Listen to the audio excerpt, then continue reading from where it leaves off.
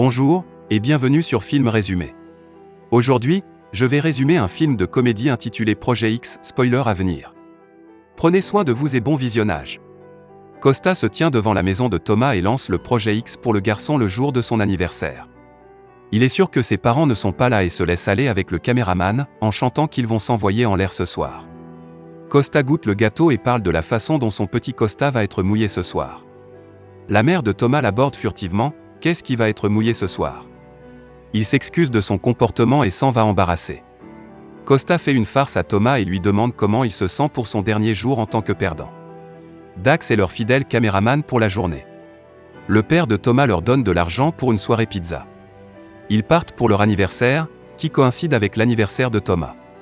Son père sait que Thomas invitera quelques amis, 4 ou 5 au maximum, personne n'a le droit de toucher à sa voiture ou d'entrer dans son bureau, ce sont ses règles. Dax enregistre secrètement la conversation entre la mère de Thomas et son père. Elle s'inquiète de laisser Thomas seul tout le week-end, mais son père mentionne qu'il est un peu perdant et que tout ira bien. Ses parents lui chantent joyeux anniversaire et lui offrent un minivan en cadeau. Costa ne pense pas que le minivan soit une vraie voiture, alors Thomas propose de prendre la voiture de Costa, car il n'en a pas. Pendant la conduite, Costa demande à Thomas s'il est prêt à faire la fête ce soir. Il n'est pas sûr, il ne préfère pas, il se dégonfle. Ils ont besoin de cette fête pour laisser un héritage. À l'école, ils rencontrent JB. Ils sont considérés comme un groupe de perdants, même lorsque quelqu'un parle d'une fête où tout le monde s'est envoyé en l'air, ils n'ont pas été invités, même le fauteuil roulant Robert s'est fait battre. Thomas essaie quand même de se retirer de la fête car c'est chez lui et c'est lui qui prend tous les risques. Costa et JB sont offensés qu'ils pensent qu'ils le laisseraient tomber. Costa ne cesse de parler du grand jeu et de dire à quel point il est génial. Il exhorte Thomas à faire en sorte que cette fête ait lieu. Thomas accepte, à la condition que 50 personnes maximum viennent et qu'elles ne puissent pas entrer dans la maison, seulement dans l'arrière-cour. En classe, Costa envoie à toutes les personnes de sa liste de contacts un message sur une fête épique ce soir, il appelle ça du marketing de masse. Tous les élèves de l'école ont reçu le message. Plus tard, Dax voit Thomas parler à Kirby dans les gradins. Il s'approche et il parle de Costa pendant un moment, puis il l'invite à la fête. Elle dit qu'elle a un cadeau pour lui et qu'elle le lui donnera ce soir. Pendant le déjeuner, il se demande si la fille la plus jolie de l'école, Alexis, sera présente. Costa fait le tour des filles pour les inviter chez Thomas ce soir si elles veulent un morceau de ce chocolat blanc. Honnêtement, personne ne sait qui est Thomas. Certaines demandent si elles peuvent amener des amis, et la réponse est bien sûr. Elle modifie même le panneau de l'école pour inviter les gens. Thomas prend sur lui d'inviter Alexis, elle sera là. Il visite le centre commercial, achète les produits de première nécessité et joue quelques tours. À la caisse, il remarque Miles, une star de la fête bien connue. Il l'invite à leur fête, mais il a d'autres projets. Juste au cas où, ils lui disent le nom de la rue et il s'avère que la fête à laquelle il participe ce soir se trouve chez Thomas. Miles leur dit qu'il leur fournira de la boisson et que certains de ses amis viendront ce soir. 4 d'entre eux sont décontenancés.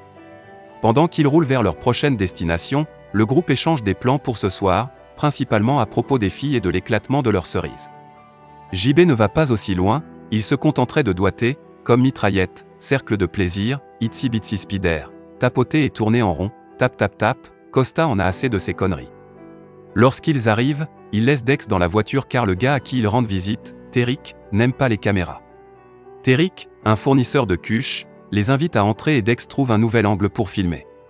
Costa attrape le gnome de Terrick et le remet à Dex et quand Terrick revient, il récupère la marchandise.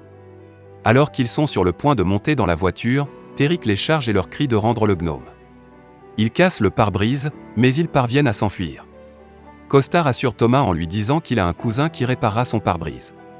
À ce moment-là, Terrick surgit de nulle part comme un Terminator et leur fait peur, mais ils s'en vont en voiture. Everett et Tyler assureront la sécurité ce soir. Ils ont l'air sérieux. JB et Costa font le tour du quartier pour informer les gens qu'il organise une petite fête d'anniversaire pour Thomas ce soir et s'excusent d'avance pour le bruit. Ils installent tout, un DJ, un bar, un karaoké dans le pool house, et même un château gonflable et mettent des panneaux pour être clairs. Dans 1 heure, cet endroit devrait être une maison de fous, ils trinquent à cela. 2 heures plus tard, DJ s'ennuie et un invité n'est toujours pas arrivé, mais au moins Kirby s'est montré comme promis. Costa rassure Thomas car il est sûr que les gens vont venir, JB s'est acheté un costume chic. À ce moment-là, ils entendent des voitures se garer. Tout le monde afflue et le jardin de Thomas est soudain plein de monde. Il y a déjà un peu plus de 50 invités. Même Alexis est venu. Ils installent le tonneau et la maison gonflable est prête à partir.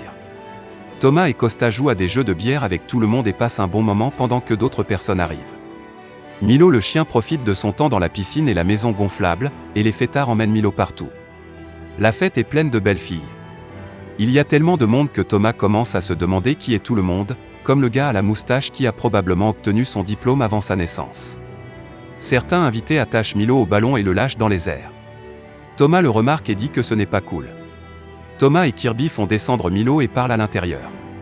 Ils partagent un moment et Thomas décide de retourner dehors pour garder un œil sur les gens. Il félicite Thomas pour sa fête.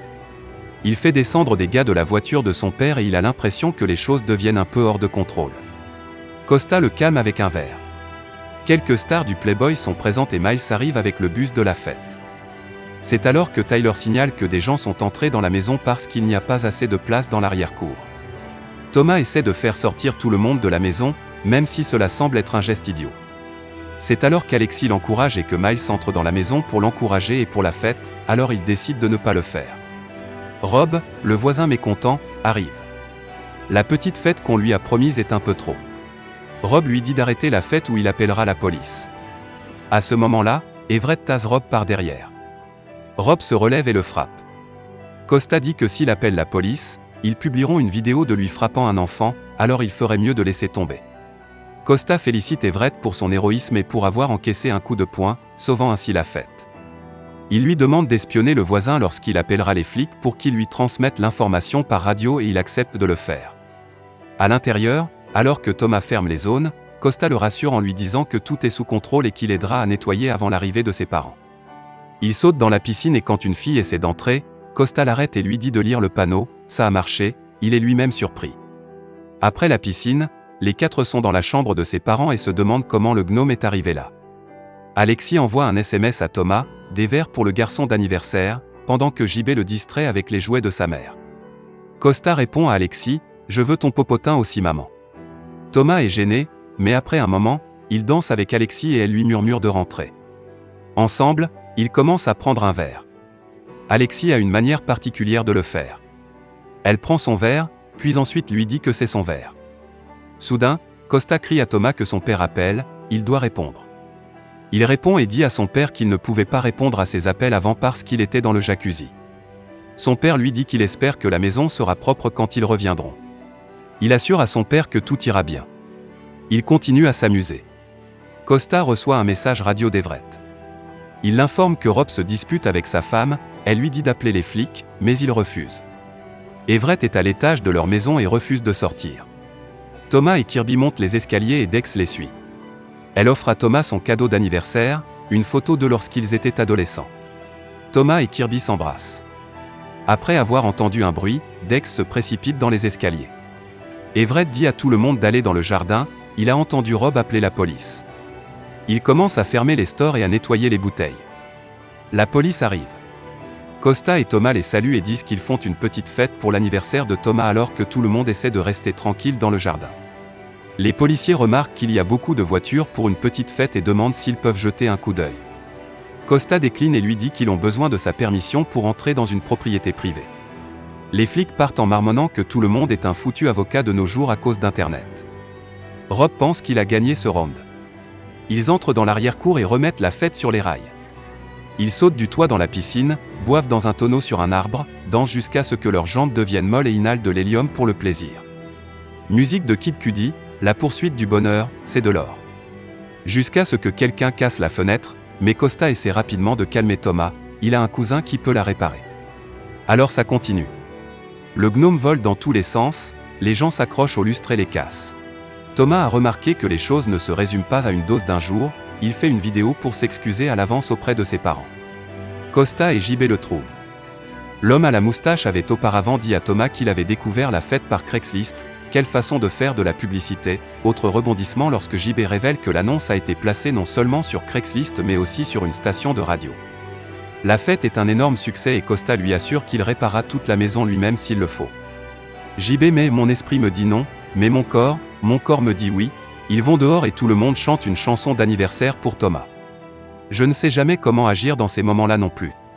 Il continue la fête. À l'intérieur, une petite personne se comporte de manière arrogante et dure, alors un groupe de personnes l'enfonce dans un four. Alexis est à la recherche de Thomas. Thomas discute avec Kirby et passe un bon moment avec elle. Elle remarque qu'elle s'attendait à une petite réunion, mais que ça a pris de l'ampleur. Costa arrive et crie qu'il y a un petit homme dans le four. Ils ouvrent le four et le petit homme commence à casser des boules à tout ce qu'il voit. Il s'allonge dehors et Costa leur avoue qu'il les aime et qu'il est désolé d'être un con parfois. Thomas révèle qu'il est sorti avec Kirby et qu'il l'aime vraiment. Costa lui dit que Kirby a toujours été là et que ce soir, il s'agit des filles avec lesquelles ils n'ont jamais eu de chance. Ils entrent, totalement martelés, et continuent une fête que certaines personnes ont déjà appelée la fête du siècle. Les gens le font pour l'État, mais nous ne faisons que montrer des scènes familiales ici. Alexis appelle Thomas à l'étage. Everett est là et se parle à lui-même. Lorsqu'il les entend approcher, il se cache et le filme. Alexis et Thomas s'y mettent, mais Kirby les surprend et est choqué. Thomas court après elle, mais elle ne veut pas écouter ses excuses. Même avec Molly, les sentiments frappent durement Thomas. La fille qu'il aime l'a surpris avec quelqu'un d'autre, sa maison est en ruine, il écoute un message de son père dans le bureau de ce dernier, selon lequel les voisins ont appelé et lui ont parlé de la fête. Thomas monte sur le toit et observe tout le monde d'en haut. L'hélicoptère des nouvelles arrive et tout le monde commence à scander le nom de Thomas. Il fait un doigt d'honneur aux nouvelles et saute sur la maison gonflable. La police arrive et la foule crie aux policiers de rentrer chez eux, ils se retirent et appellent des renforts. Soudain, une fête s'est transformée en chaos et la police a décidé de laisser les choses se consumer avant de revenir. Dex s'enregistre et dit que les choses sont devenues incontrôlables. Les gens commencent à faire des choses dangereuses et pour aggraver les choses, quelqu'un conduit la voiture du père de Thomas dans la piscine. C'était le petit homme. C'est à ce moment-là que Costa admet que les choses sont vraiment devenues incontrôlables et qu'il n'a aucune idée de la façon d'arranger tout cela. Soudain, Terrick arrive en costume et avec un lance-flamme, à la recherche de son gnome.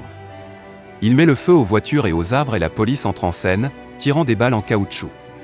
Après avoir essayé de brûler la police, son char est touché et explose.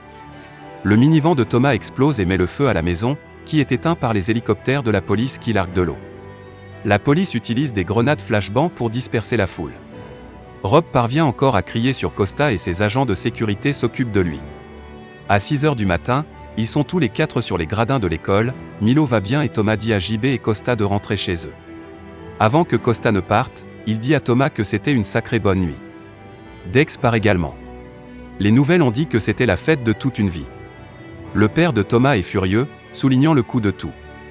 Il avait tellement de choses pour lui et il a tout jeté pour une nuit, il ne pensait pas qu'il avait ça en lui, littéralement. Thomas lui dit qu'il y avait quelques milliers de personnes ici, c'était génial. Quelque temps plus tard, Thomas se rend à l'école dans son minivan. Il traverse l'école et tout le monde l'applaudit pour la fête géniale et scande son nom, tout le monde sauf Kirby.